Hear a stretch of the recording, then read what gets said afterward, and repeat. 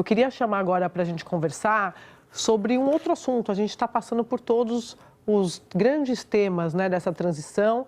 Conversamos agora há pouco com Raí no esporte e agora a gente vai falar com o Márcio Tavares, que é o secretário nacional de Cultura do PT e coordenador de cultura do grupo de transição do governo Lula III.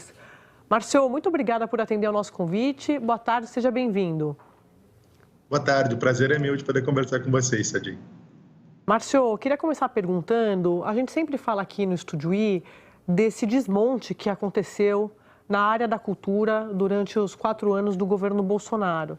Mais do que ter sido deixado de lado, de fato houve uma desconstrução do setor em diversos pontos de vista. Eu queria saber do senhor primeiro qual vai ser a prioridade, o que vocês estão levantando e tratando como prioritário nesse primeiro momento na área da cultura.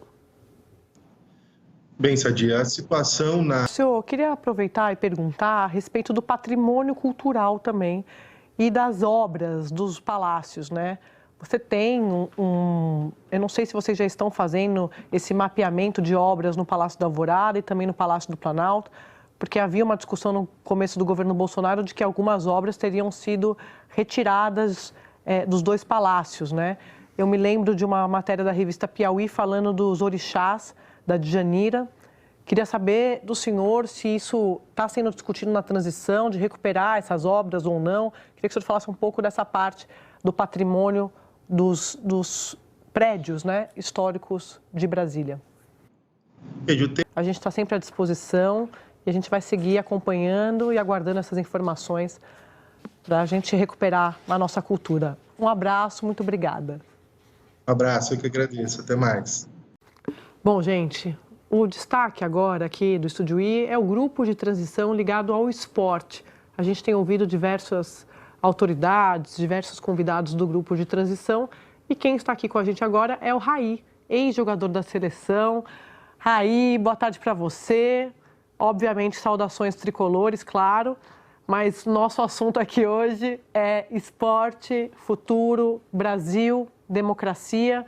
Você é um dos convidados a participar desse grupo de transição, que, se eu não me engano, é liderado pelo Edinho Silva, né? Prefeito de Araraquara.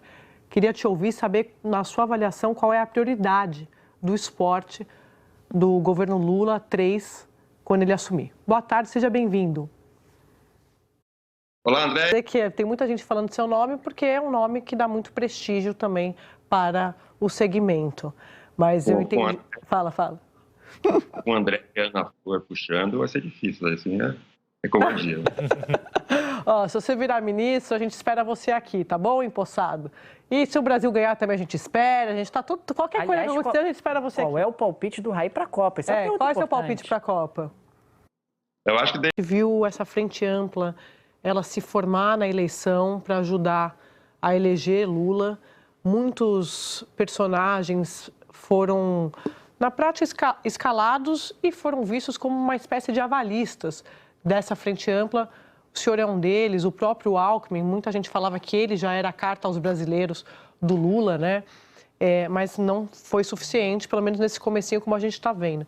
Queria saber, alguns jornalistas perguntaram isso ontem para o Edmar, queria saber do senhor se o senhor se arrepende de ter participado dessa frente ampla, se é cedo para falar disso, de ter declarado voto a Lula, e se o senhor de fato acredita que a transição, ela não é ela é apenas um teste para o governo, mas como o Lula costuma dizer, ele não pode errar, porque ele tem dito que ele vai fazer isso em 4 anos. Então, eu queria ouvir do senhor a respeito da importância dessa frente ampla não ser apenas um movimento de campanha, e sim de ser usada, incorporada ao governo Lula III.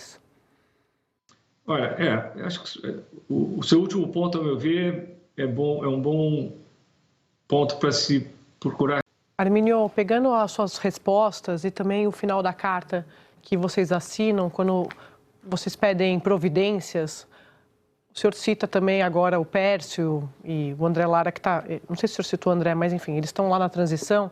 E eu fiquei pensando se essas providências também elas não podem ser a definição agora, né, o mais rápido possível, do ministro da Fazenda. E quando o senhor fala do orçamento, é também uma definição do futuro ministro do Planejamento. Se o senhor não acha que isso ajudaria a colocar a luz nesse debate que o senhor está dizendo e dar respostas a essa pergunta que o senhor disse que é obrigatória a respeito do orçamento. Isso. Então, o prazer é meu. Obrigado pelo convite. Armínio, eu queria começar perguntando, tem um trecho dessa carta que a gente não leu agora, mas que eu anotei, que vocês falam o seguinte, que é verdade que os discursos e nomeações recentes e o texto da PEC que está em discussão sugerem que não basta. Aí vocês falam, desculpa a franqueza, mas a gente apoiou a eleição e a gente torce por um Brasil melhor, que é preciso, neste momento, algum tipo de posição, de definição. Queria saber do senhor o que seria exatamente essa posição e qual a avaliação que o senhor está fazendo após a repercussão da carta. Olha, o que faz falta